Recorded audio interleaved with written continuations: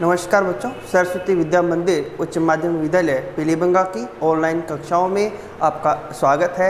आज हम कक्षा 10 में हमारा विषय हिंदी है और हम आज नया पाठ क्षितिज पुस्तक में जो पद्य भाग है उसका चौथा पाठ है, वो है देव।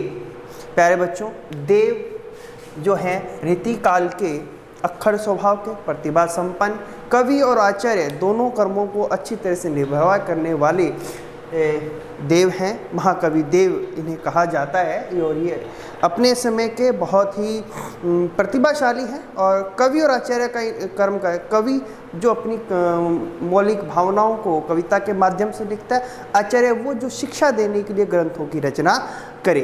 तो ये दोनों ही कर्मों का निर्वाह इन्होंने अच्छा किया, परंतु ये देव जो हैं ये अपने कवित्व के कारण बहुत ही अपने समय में प्रतिभाशाली रहे हैं। प्यारे बच्चों, हम इनके थोड़े जीवन की बात करें तो इनका जन्म 1673 ईस्वी सन में हुआ। इनकी मृत्यु 1767 ईस्वी में हुई। इनका जो जन्म स्थान है उसकी बात करें तो जन्म स्थान कुसुमरा ग्राम है। कुसुमरा ग्राम जो कि इटावा के पास है, यूपी में, मन उत्तर प्रदेश के अंदर। इनके पिता बिहारी लाल दुबे हैं।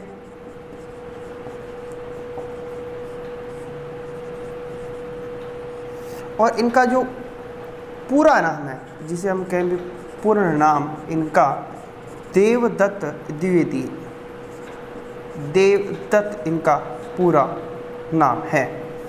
प्यारे बच्चों, ये तो जीवन की बिल्कुल सामान्य जानकारी जो हमें ध्यान में रखनी है। जन्म, मृत्यु, जन्म स्थान कुसुमरा ग्राम, पिता बिहारी लाल दुबे, मूल नाम इनका या पूर्ण नाम जिसे हम कहे वो है देवदत्त। प्यारे बच्चों, अब हम इनके थोड़ी जीवन की बात करते हैं तो मैंने एक शब्द प्रयोग किया था, अक्खड़ स्वभाव के हैं। और ये अपने उसी अक्खड़ स्वभाव के कारण क्या है, किसी एक राजा के आश्रय में नहीं रह पाए और इन्हें विभिन्न राजाओं का आश्रय प्राप्त हुआ अपनी अक्खड़ता के कारण। प्यारे बच्चों, हम इनके राजाओं की बात करें जिन जिन के आश्रय में रहे, वो हैं राजा भोगीलाल, कुशल सिंह, मोतीलाल, सुजानमणि और उद्योग सिंह बैंस आदि कई राजाओं के आश्रय में रहे। क्योंकि इनका स्वभाव इतना अक्खड़ था और ये हर राजा से अपना सामंजस्य नहीं बिठा पाते थे और इसी कारण इन्हें अपने जीवन में विभिन्न राजाओं के आश्रय में क्या है, रहना पड़ा। प्यारे बच्चों, हम इनकी रचनाओं की बात करते हैं तो अगर इनकी रचनाओं की बात की जाए, इनकी रचनाएं 52 से लेकर के 72 तक मानी गई है संख्या अगर मैं बात करूं, परंतु जो हमें उपलब्ध होती हैं इनके नाम की अगर हम चर्चा करें तो वो है भाव विलास, अष्टयाम, भवानी विलास, रस विलास, जाति विलास,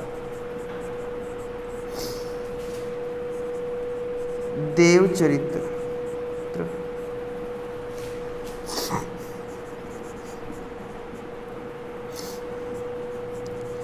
सुजान विनोद,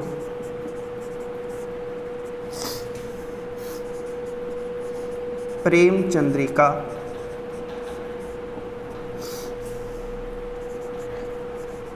प्रेम तरंग,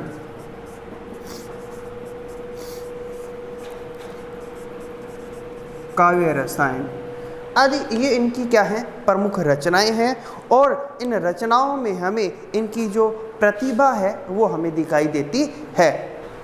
प्यारे बच्चों, इनकी प्रतिभा का हम अब इनकी रचनाओं से हम समझने का प्रयास करेंगे।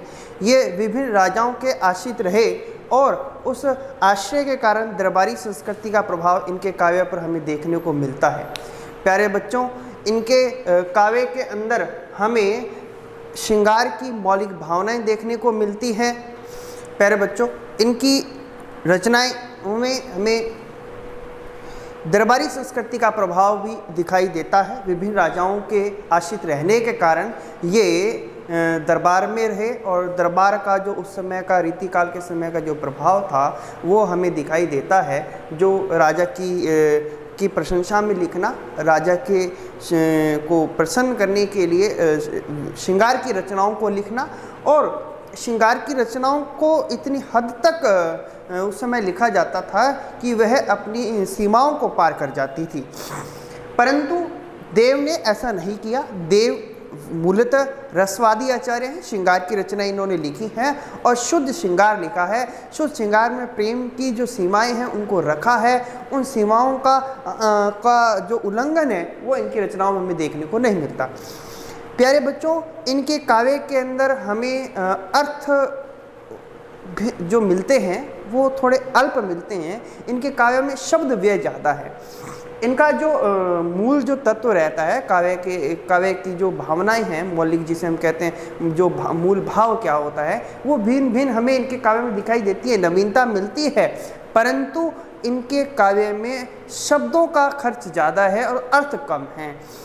इनके काव्य में हमें अलंकारों का प्रयोग सहज रूप से मिल जाता है, क्योंकि रसवादी आचार्य होने के कारण रचनाएं करते समय, कोई पद्य रचना करते समय हमें इनके यहाँ पर अलंकारों का जो प्रयोग है वो स्वाभाविक रूप से मिलता है। कई बार ये प्रयोग कर लेते हैं चमत्कार दिखाने के लिए भी परंतु मूलतः ये रसवादी रहेंगे। श्रृंगार रस के ये क्या है, आचार्य कह दे हम ये हैं। प्यारे बच्चों, इनका जो काव्य है बड़ा ही सरस है, परिमार्जित है, परिपुष्टित है और ब्रज भाषा के बहुत सुंदर ये कवि और आचार्य हैं। इन्होंने हमें उस समय एक समय के आधार पर एक ऐसी रचनाएं प्रदान कर दी जो आज के समय भी क्या है, हमारे हिंदी साहित्य के लिए अमूल्य स्रोत हैं। ये कवि के रूप में क्या है, अमर है। हम इनके जो हमारे पाठ्यक्रम है उससे संबंधित अगर हम बात करें तो हमारे 3 छंद लगाए गए हैं, जिसमें से 2 सवैया और 1 कवित्व छंद का प्रयोग है। हम आज हमारे प्रथम छंद को पढ़ेंगे। प्रथम छंद जो है वो भगवान श्री कृष्ण के राजसी सौंदर्य का, राजसी वेशभूषा का वर्णन देखने को मिलता है, जिन्हें ब्रज के दूल्हे के समान यहाँ पर इसमें क्या है बताया गया है भगवान श्री कृष्ण। हम इनके प्रथम सवई के बात करें तो है पायली नूपुर मंजू बजे कटी किंकनी में धुनी की मधुराई, सांवरे अंग लसे पटपीत हिये हुलसे वनमाल सुहाई। माथे किरीट बड़े दृग चंचल मंद हसी मुख चंद जुन्हाई, जय जग मंदिर दीपक सुंदर श्री ब्रज दूल्हे देव की साई। हम अर्थ शब्दों के अर्थ की बात करें, पायनी मैंने पैरों में, नूपुर मैंने जो पायल होती है, पायल के जो घुंघरू बंधे होते हैं उनकी बात की है। मंजू मैंने सुंदर, बजे मैंने बजते हैं, कि पैरों में सुंदर नूपुरों की जो ध्वनि है वो सुनाई देती है, बजती है। कटी किंकनी में धुनी की मधुराई, कटी मैंने कमर, किंकनी जो करधनी कमर पे बंधी होती है, धुनी की मधुराई उसकी जो ध्वनि है वो बड़ी मधुर लगती है। सांवरे मैंने सांवला, अंग मैंने शरीर, लसे मैंने सुशोभित है, पटपीत मैंने पीले वस्त्र, ये मैंने हृदय पर, फूल से मैंने आनंदित कर देने वाली है, वन माल शोभित होती है, वन माल वन के फूलों की माला, सुहाई मैंने सुशोभित है। माथे किरीट मैंने मस्तक पर मुकुट है, बड़े दृग चंचल, बड़े मैंने बड़े होना, दृग मैंने नेत्र, चंचल मैंने चंचल नेत्र जो अस्थिर रहते हैं, मंद हंसी मैंने धीमी धीमी जिसे हम मुस्कान कह देते हैं, मुख चंद मुख्य रूपी चंद्रमा की बात की, जुन्हाई मैंने चांदनी, जय मैंने जय हो, जग मंदिर संसार रूपी मंदिर, दीपक मैंने उस संसार रूपी मंदिर का क्या है, दीपक कैसा है, सुंदर है। श्री ब्रज दूल्हा देव, श्री ब्रज दूल्हा मैंने श्री ब्रज दूल्हा, ब्रज भूमि में जन्मे हैं इसलिए दूल्हा मैंने दूल्हा कहा गया। देव सहाई, देव मैंने देव अपने लिए प्रयोग किया कवि ने, सहाई मैंने जो सहायक रहे। महाकवि देव श्री कृष्ण के राजसी रूप सौंदर्य और वेशभूषा का बड़ा ही मनोहारी वर्णन करते हैं। अगर हम दूसरा प्रसंग भी लें तो ये भी ले सकते हैं कि भगवान श्री कृष्ण को ब्रज के दूल्हे के समान यहाँ पर बताते हुए महाकवि देव वर्णन करते हैं क्या कि उनके पैरों में सुंदर क्या है, जो नुपुर बंधे हुए हैं, उनकी जो ध्वनि है वो बहुत ही मधुर लगती है, सुंदर लगती है। कहने का अभिप्राय कि श्री भगवान श्री कृष्ण के पैरों में जो नुपुर पायल है उसकी जो ध्वनि है वो बहुत ही सुंदर लगती है। उनके कमर पर जो करधनी बंधी हुई है, उस करधनी के घुंघरों से, करधनी से एक ध्वनि निकलती है, अर्थात घुंघरू जो बंधे होते हैं उससे, उस ध्वनि की कैसी है, कहते हैं कि बड़ी मधुर। कहने का अभिप्राय कमर में बंधी करधनी की ध्वनि बड़ी ही मधुर लगती है। भगवान श्री कृष्ण के सांवरे शरीर पर पीले वस्त्र बहुत ही सुंदर सुशोभित होते हैं। हृदय पर वन के फूलों की जो माला है वो है बहुत ही सुहाती है, अच्छी लगती है, सुंदर लगती है।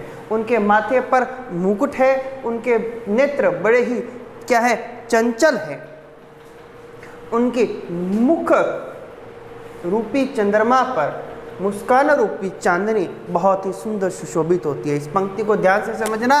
क्या मंद हसी मुखचंद जुन्हाई, रूपक और उपमा दोनों का प्रयोग यहाँ पर इसमें मिलता है। मुखचंद मैंने रूपक की मुख रूपी चंद्रमा पर जुन्हाई चांदनी बताई थी, तो भाई चंद्रमा की जो चांदनी है वो कैसी है, मुस्कान के समान है। क्या मुख रूपी चंद्रमा पर मुस्कान, चांदनी रूपी जो मुस्कान है वो बड़ी ही सुंदर सुशोभित लगती है।